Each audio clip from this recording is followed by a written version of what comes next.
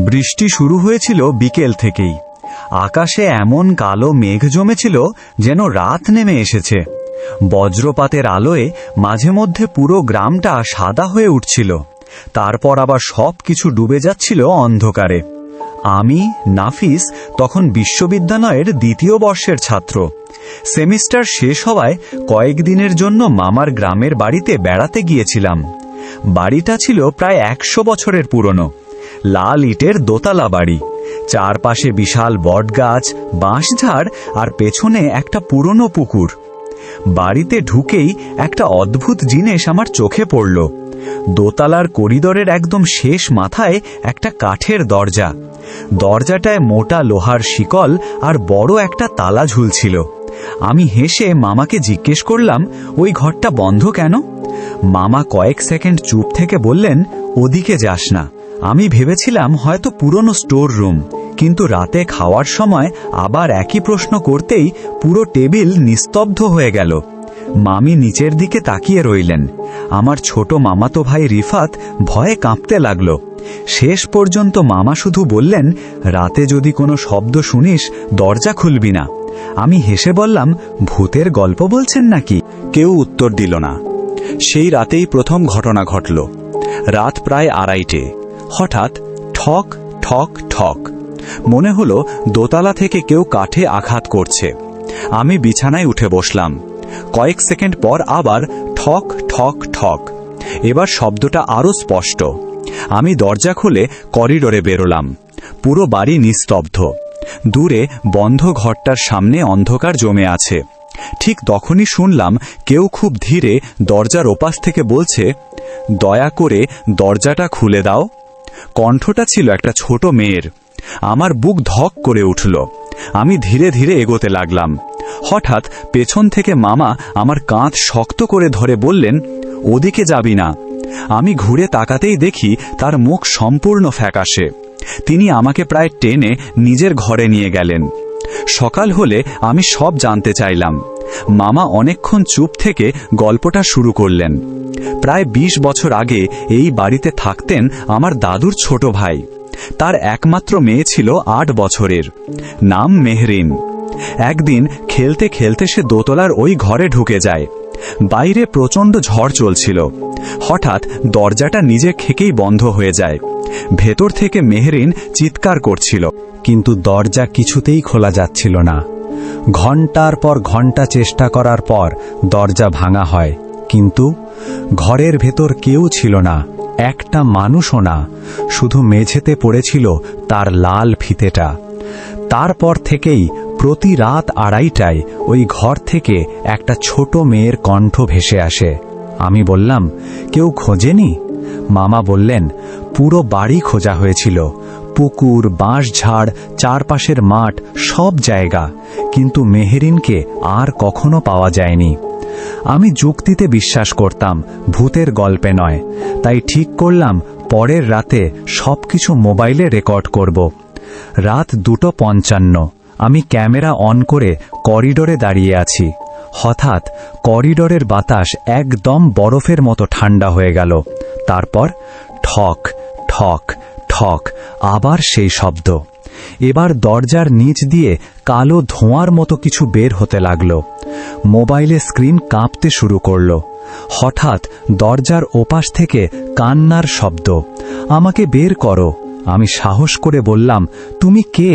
উত্তর এলো, আমি একা নই। আমার শরীর কেঁপে উঠল। তারপরই ঘরের ভেতর থেকে একসঙ্গে অনেকগুলো মানুষের হাসির শব্দ ভেসে এলো। মনে হচ্ছিল অন্তত 20 জন একসঙ্গে হাসছে। আমি দৌড়ে নিচে নেমে এলাম। পরদিন সকালে ভিডিওটা দেখতে বসলাম।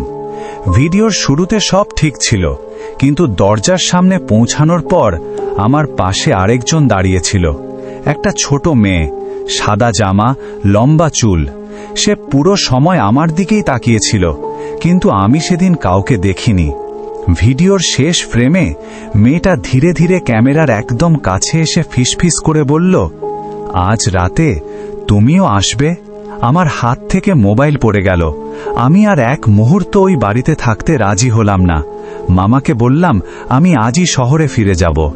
তিনি শুধু বললেন, যাও, কিন্তু যদি আজ রাত পর্যন্ত থাকতে তাহলে হয়তো আর যেতে পারতে না। আমি দ্রুত বাসে উঠে শহরে ফিরে এলাম। সবকিছু যেন স্বাভাবিক হয়ে গেল। 1 সপ্তাহ কেটে গেল। আমি নিজেকেই বোঝালাম হয়তো সবই মানসিক চাপ। তারপর এক রাতে ঠিক 2:30টায় আমার মোবাইলে একটা নোটিফিকেশন এলো, আননোন ভিডিও রিসিভড। আমি অবাক হয়ে ভিডিওটা চালু করলাম। ভিডিওতে দেখা যাচ্ছে আমি ঘুমিয়ে আছি, আমার নিজের রুম।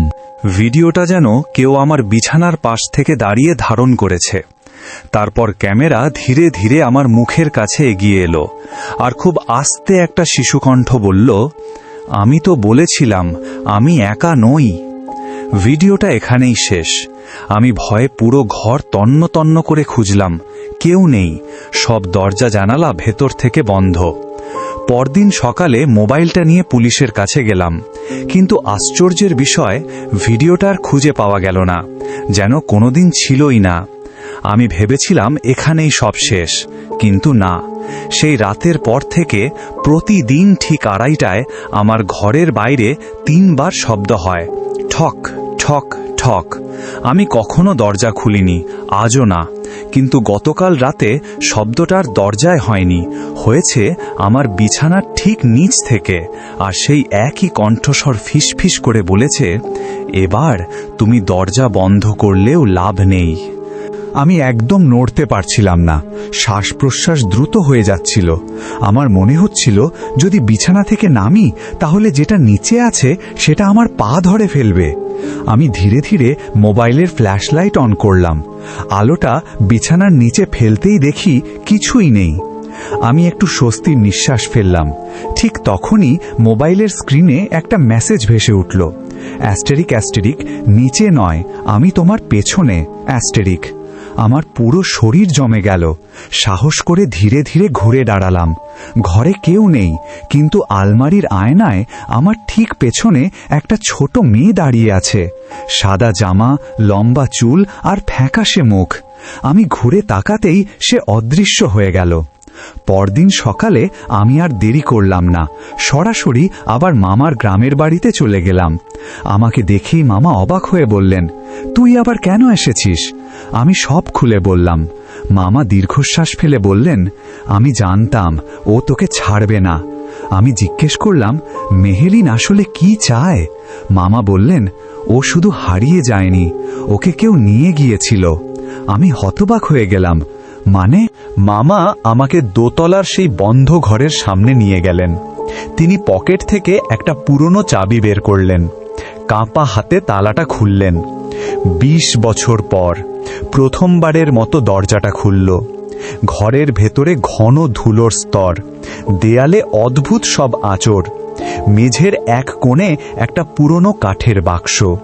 বাক্সটা খুলতেই আমরা কয়েকটা খেলনা, একটা লাল ফিতা আর একটা ডায়েরি পেলাম।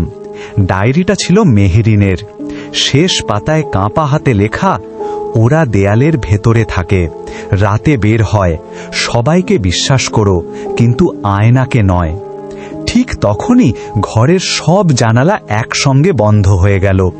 দরজাটাও প্রচণ্ড শব্দে বন্ধ হয়ে গেল। আমরা দুজনেই আটকা পড়লাম। ঘরের ভেতর হঠাৎ শিশুর কান্না ভেসে এলো। তারপর সেই কান্না ধীরে ধীরে বিকৃত হাসিতে বদলে গেল। দেয়ালের ভেতর থেকে ধীরে ধীরে অনেকগুলো হাত বের হতে লাগলো, সাদা, শুকনো, লম্বা আঙুল। সেগুলো আমাদের দিকে এগিয়ে আসছিল। আমি আর মামা প্রাণপণে দরজায় ধাক্কা দিতে লাগলাম। হঠাৎ মেহেরিনের কণ্ঠ ভেসে এলো, চোখ বন্ধ করো।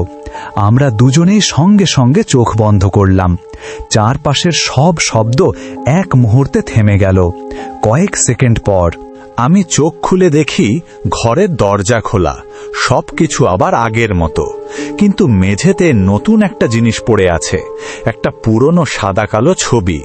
ছবিতে পুরো পরিবারের সবাই দাঁড়িয়ে, মামা, মামি, দাদু, আর মাঝখানে দাঁড়িয়ে আছে ছোট্ট মেহেরিন।